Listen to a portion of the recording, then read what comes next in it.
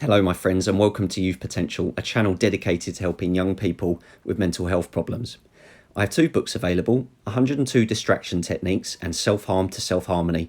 Both of these books are only available on Amazon. Thank you very much for watching this video.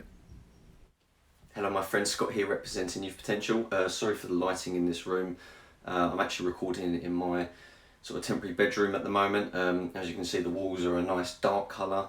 There's one window letting light in and looks awful, so if my face looks all weird, I apologise. Anyway, more importantly, thank you very much for voting on this video. I know it's well overdue. I was off work for 2 weeks, really struggling. Now I've been back to work and it's been busy, being half term and that, so I just haven't had the time for it. At the moment, I feel like shit. I'm absolutely fucking exhausted. I've just worked like 2 double shifts in the morning shift. I've had about 15-16 hours sleep over the last 3 days in total. But yeah, now finally got some time to make this video, and I really do appreciate the votes, because yeah, I like to know what you guys want to hear me talk about. And so yeah, anyway, let's get on with it. So this is my worst personal experiences relating to self-harm. Rather than just picking one particular moment, I've kind of broken it down into 3 separate categories. So the first one is the kind of worst self-harm related incident, sort of in terms of like a discovery upon someone sort of like finding out about me. So back end of 2017, I believe it was, my ex-partner and I, we split up, and I was looking after the kids. I kind of relapsed about a week or 2 before that into self-harm after being clean for like 7 years. And it was really difficult. I didn't want to, I made the mistake of not wanting to talk to anyone about it, so I kind of relapsed, and yeah, it wasn't very pleasant. It was quite minimal, to be honest. Still not good, obviously. And on my 2 days off a week, I was looking after my kids, and obviously I was trying to hide it from them and everything, and it was, yeah. So anyway, there was this one particular time I was looking after my kids. I was due to drop them back to my old house where my children and ex were still living. My ex was out on a job and she was due back, so she said I could, tuck the kids in bed and just stick around until she came home. And she told me that she's going to be home about 9:30, 10 o'clock at night. So the girls were in bed, and just being in that environment in my old house, I felt like shit, basically. We'd been broken up a couple of weeks. It was, we'd been together for over 5 to 6 years, and it was difficult. It was heartbreaking, Although it was a kind of mutual decision, I guess. It still wasn't pleasant, and being in that home, all those memories coming flashing back and stuff, wasn't very nice at all. So my self-harm urges were through the roof. So to cut a long story short, I ended up self-harming. My kids are in bed, and literally in the middle of cutting myself, my ex walks in. I didn't hear her come through the door. She come back like an hour and a half early, and she sees me in the worst state possible. Me, blood, cuts, razor blade in the hand. Yeah. I just felt like the worst person on earth at that point. She used to self-harm years ago, and she knew, obviously, my history and everything.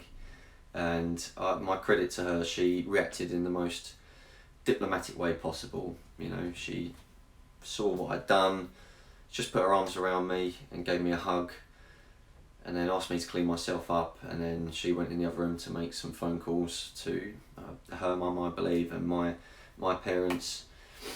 And she was really, really calm about it. And the reaction that she gave was, I couldn't have asked for a more positive response, in that moment of despair, basically, and shame. Yeah. So yeah, in terms of someone finding out about me, someone that I care about finding out about me, that was my worst moment. Having your ex-partner walk in on you self-harming when your kids could wake up at any point and come in and see you. You know, I wasn't thinking straight. I was feeling like absolute shit. So yeah, not proud of it at all, but hey, that's just what happens sometimes. Okay, so the second incident is involving the worst public response to my self-harm. So I'm not entirely sure this counts as it, but to me, I'll never forget this. I think at the time it kind of upset me. Nowadays it just makes me laugh of how inconsiderate and how stupid people can be. So again, I was with my ex-partner, and this is when we were teenagers. We were in Camden in London, and I had scars on my arm at this point, if I remember correctly, but no fresh cuts. So we're walking along, and yes, I used to dress like an absolute emo, so obviously if you're emo and you self-harmed, you fit the kind of ridiculous stereotype. So anyway, we're walking along, and this girl and her boyfriend kind of like crossing like that. I was with my ex as well. And this girl just goes, "Ugh, go slit your wrist, you fucking dirty emo." So, I was just stunned and shocked. I think I was more annoyed at the fact that I don't think she saw the scars on my arm, but her boyfriend or whatever she was with looked almost identical to me, so it was just like, you're being judgy and almost a hypocrite at the same time. I don't know, maybe she saw my scars and that's made her do it. Maybe it was nothing to do with my stuff. I just don't know. I mean, I could not believe it. I was just in shock, and I thought, Camden is well renowned for being like a really alternative town, and it's fucking awesome. You got to go there sometime. And I just couldn't believe this just narrow-minded, ill-mannered twat, basically. And if you're watching this and you remember that moment, I hope you feel ashamed of yourself, or at least a little bit apologetic towards me, because that was really, really fucking stupid. Anyway, okay, and the final part of this video. This is the worst moment in my life in terms of how much damage I did to myself in regards to self-harm. I'm not including overdoses in this. This is literally the worst time I cut myself, and yeah, okay, this probably is the worst experience I ever had relating to self-harm. So, if I remember rightly, I was 17, and guys, if you've read my first book, you probably know this anyway. So I was about 17, I went to A&E with my dad because I was feeling like really suicidal. The urges were just intense. I was just feeling, my head was just all over the place, and it was horrible. So my dad took me to A&E. I was meant to be at work, called in sick.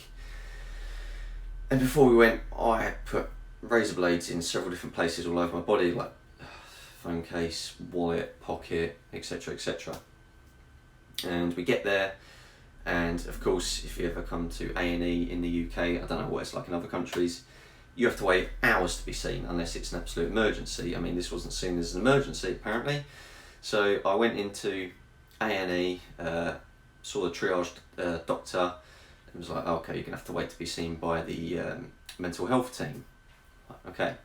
In my head, I was just thinking, I absolutely fucking hate myself. I really just want to cut my wrist like really, really deep. Like I want to do some serious damage here. Like I want to kill myself essentially. Went to the bathroom. I was trying to hype myself up in my head to do it, and I just couldn't do it. So then I went back out, just sitting there, waiting for my dad's, waiting for the doctors. My dad's kind of like falling asleep next to me. I've got my headphones in, and I'm listening to really depressing music, as you do. And I finally get seen. I get sent through to the next part of A&E to get assessed by this doctor quickly. So he puts me in this cubicle and says to me, right, if I need you to wait here for a while, I'm going to go and speak to the psychiatric team, or whoever it was. So I'm sitting on this bed in this cubicle, so it's kind of like curtains around me. I'm sitting there, and the thoughts in my head are just getting worse and worse and worse. I start to hear voices again, and so I thought, fuck it. I pulled out my razor blade out of my pocket, started cutting myself on both wrists, and the gashes are getting to look quite deeper than usual for me. And within one of the gashes, I kind of got to that sort of that fat layer underneath, and I could see some sort of vein or capillary something. I mean, I'm not great with anatomy, but I'm pretty sure it's a vein. And then there's this voice in my head. It's kind of like, do it, do it, do it, do it. And at the same time, I've got my headphones in and I'm listening to my self-harm playlist. Okay, I was 17 at the time, don't judge me. And I just, in this wound, I stick the razor blade in it again, and I just go for one final cut. And then as I look down, I'm kind of like in shock almost. I'd never seen so much blood pour out of a part of my body in all my life. And it was just dripping, dripping, dripping, pouring. It was going all over the floor. I just sat there on this bed and I'm starting to feel relatively faint and quite nauseous. I don't know how much blood I lost. I mean, I can estimate it was at least a pint at this time. And I was feeling sick and my head was just spinning, spinning, spinning. And I was like, oh, God, I'd just tell myself I want to die here. And then after a couple of minutes or whatever time it was, you know, when that adrenaline's pumping through, you have no time relevance. And I just go, oh, I need to get out of here. So I open up these curtains and I just shout, can someone help me? I've hurt myself and my arm's bleeding. And then the next thing I know, I'm starting to like fall over because I'm getting that lightheaded. And from what I remember, like 2 nurses or doctors or whatever grab me. One of them pulls my arm up in the air, and I remember someone saying something like, oh, he's bought blazing, he's done this to himself while he's here. And I can feel them wrapping around me and I'm feeling so faint at this point. They kind of like cover me up in whatever, like dressings of some kind.